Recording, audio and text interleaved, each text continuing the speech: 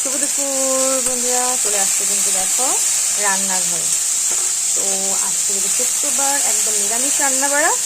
নিরামিষ রান্না বাড়ার মধ্যে দেখো আছে কিন্তু আছে আলু টিকা করলা ভাজি, আজকে একটু বড় বড় করে কিছু টাকাওয়ালাগুলো দিয়েছি। আর এটা কিন্তু আমাদের শরীরের জন্য খুব ভালো, জানোই তো। আর সাথে হবে কিন্তু মিষ্টি কুমড়ের চপ। মিষ্টি কুমড়ো দেখো একদম পাতলা পাতলা করে কেটে নিয়েছি। মিষ্টি কুমড়োগুলো দেখো এই মিষ্টি পাতলা পাতলা কাটলে কিন্তু খেতে খুব ভালো হয়। মিষ্টি কুমড়োর বড়াগুলো কিন্তু দেখতে ভালো লাগে, খেতেও কিন্তু খুব ভালো লাগে। সাথে কিন্তু দিয়েছি দেখো মিষ্টি কুমড়োর যে ডোকাগুলো ছিল, ডোকাগুলো কিন্তু অনেকদিন আগে আনা হয়েছে, কিন্তু এখন একদম তাজা আছে, কারণ ফ্রিজে রেখে দিয়েছিলাম। তো এইভাবে কিন্তু আমি স্টোর করে কিন্তু অনেকদিন ধরে কিন্তু ফ্রিজে রাখতে পারি। প্লাস্টিকে কিন্তু সুন্দর কিন্তু বেঁধে রাখলে কিন্তু সব সবজি কিন্তু অনেক দিন কিন্তু তাজা থাকে।